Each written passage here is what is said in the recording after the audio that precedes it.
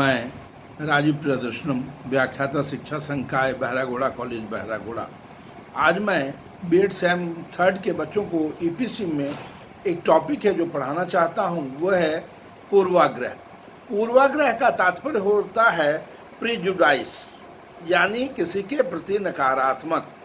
तो पूर्वाग्रह शब्द की उत्पत्ति लैटिन भाषा के प्रेजुडिशियम शब्द से बनी हुई है, जिसका आशय या तात्पर्य होता है पूर्व निर्णय, पहले से लिया गया पूर्व निर्णयन, अर्थात ये वास्तविकता से परे होती है और विधिवत देखा जाए तो ये किसी समूह या व्यक्ति के प्रति एक नकारात्मक सोच मानी गई है।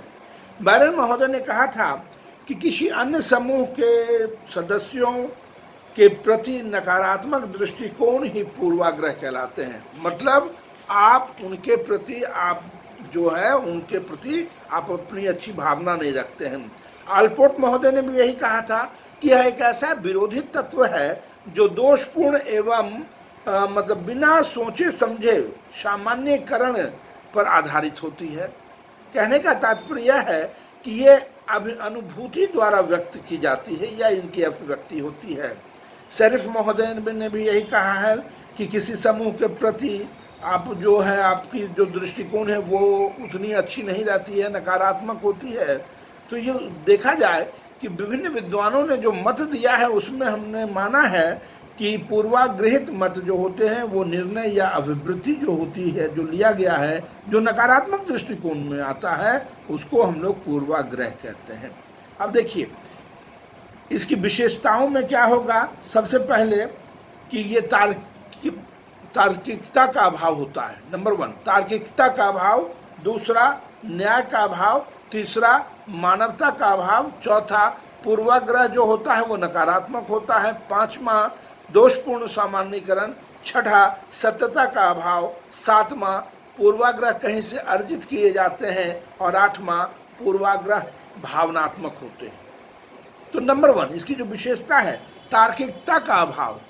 आप किसी के प्रति कुछ बुरी भावना रख लिए हैं तो आपको लाख कोई समझाए आप उसमें बदलने में विश्वास नहीं करेंगे, यानी तर्कपूर्ण होता ही नहीं है।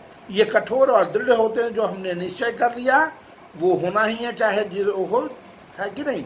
तो कहने का तात्पर्य क्या है कि इसमें तार्किकता का अभाव पाया जाता है।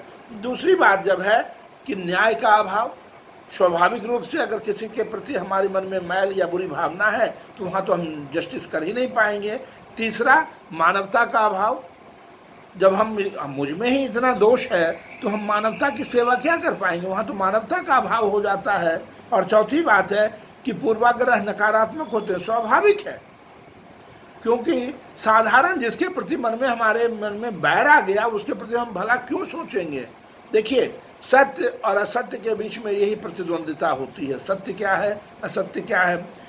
पांचवा जो उसका पॉइंट है कि दोषपूर्ण सामान्यीकरण, इसमें सारी चीज़ें जो है वो नकारात्मक दृष्टिकोण होती है। पूर्वाग्रह पहले से लिया गया निर्णय होता है, किसी के प्रति बुरी भावना होती है तो वो तो दोषपूर्ण होगा ही।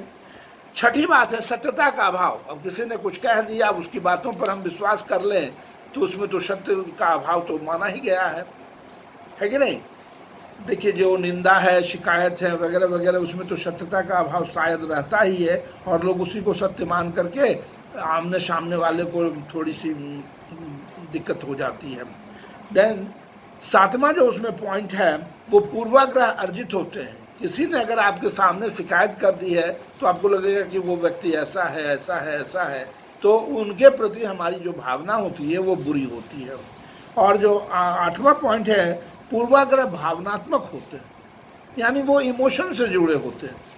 आपके बारे में किसी ने कह दिया कि वो आपको वो बुरा बोल रहा था तो आप उनके प्रति मन में मैल रख लोगे, चाहे वो आपके लिए कुछ अच्छा भी क्यों ना करें, लेकिन वहाँ जाति, धर्म, लिंग वगैरह वगैरह जितनी चीज़ें हैं वो सब सम्मिलित होकर के हमें पूर्वाग्रह